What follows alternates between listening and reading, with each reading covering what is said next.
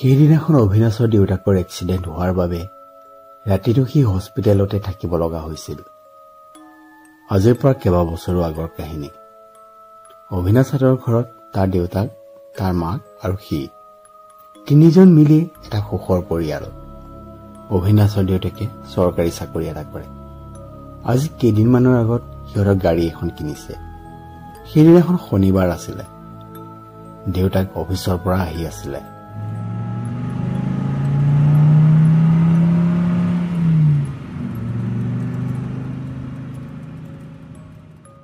গাড়ী চলাই ঘৰলৈ আহি আছিল।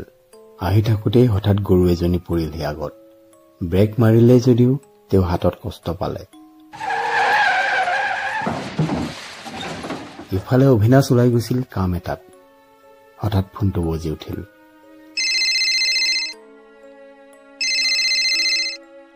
দেখিলে দেউতাকে ফোন কৰিছে। দেউতাকৰ খবৰটো পাই সি অফিচৰ পৰা ওলাল।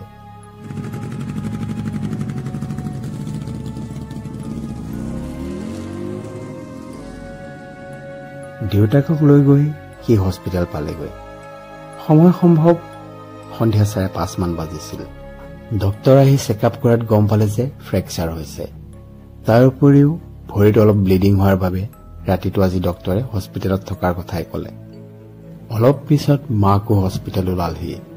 যিহেতু ৰাতি থাকিব লাগিব, সেইবাবে অভিনাশে মাকক ঘৰলৈ যাবলৈ দিলে। ৰুম এটা লৈ দেউতাক আৰু অভিনাশ হস্পিটেলত আছিল। সময় সম্ভৱ 10:30 মান বাজিছিল। দেউতাকক খাবলৈ দিলে। অভিনাশেও কেণ্টিনতে কিবা এটা খাই আহিলেগৈ। সময় বাগৰি গ'ল। মোবাইলটো চাই দেখে নিশা 2 বাজিছে। তাৰ যে টোপনি অহা নাছিল। কি কৰিব বুলি ভাবি এখোজ দুখোজকৈ ওলাই গ'ল। সেই প্ৰকাণ্ড হস্পিটেলখনৰ ইটো মূৰৰ পৰা সিটো মূৰ যাবলৈ যে বহুত সময় লাগে। হস্পিটেলখনৰ সেই ঘূৰি আছিল। গৈ গৈ সেই পোষ্টমাৰ্টাম ডিপাৰ্টমেণ্টৰ ওচৰ পাইছিল। গৈ থাকোঁতে তেনেতে শুনিছিল কিছুমান শব্দ।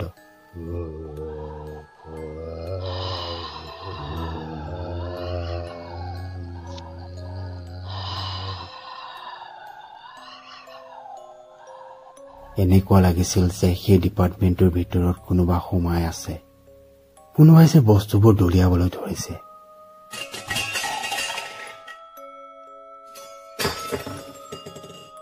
সেই নিজান হৈ থকা ৰাতিৰ হস্পিটেলখনত সি যে ভয় খাবলৈ ধৰিছিল। অলপ সময় ৰখি আছিলে। এনেকুৱা লাগিছিল যে সেই ৰুমটোৰ পৰা কোনোবা দৌৰি দৌৰি তাৰ ফালে আহিছে। ভয়ত অভিনাশ দৌৰিবলৈ ধৰিছিল। যিমানেই দৌৰিছে এনেকুৱা লাগিছিল যে তাৰ পিছে পিছে তাক কোনোবাই দৌৰাই আহি আছে। গৈ গৈ সেই ৰুম এটাত সোমাল। ৰুমত সোমাই দৰজাখন মাৰি দিলে। অলপ সময়ৰ পিছত লাহে লাহে দৰজাখন খোলা গৈছিলে।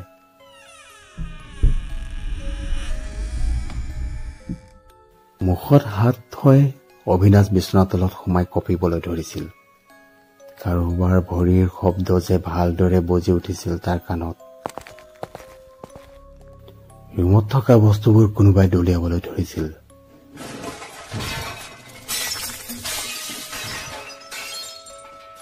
মাথো অভিনাশে বিচনা তলৰ পৰা সেইবোৰ চাই আছিল। অলপ সময়ৰ পিছত ৰুমটো শান্ত হ'ল। ভগৱানৰ নাম লৈ অভিনাশো দৌৰিবলৈ ধৰিলে। গৈ গৈ সেই দেউতাকৰ ওচৰ পালেগৈ। নিশাটো ভয়তে টোপনি নগ'ল। পিছদিনাই ৰিলিজ দিলে দেউতাকক। দেউতাকক লৈ সি ঘৰ ওলাল। নিজৰ কোঠাত সোমাই সি কথাবোৰ ভাবি থাকিলে। সেই কথাখিনি সি কাকো নকলে। বছৰ বাগৰি পাৰ হ'ল। কিন্তু হস্পিটেল বুলি ক'লে আজিও তাৰ গাৰ নোম শিয়ৰি উঠে।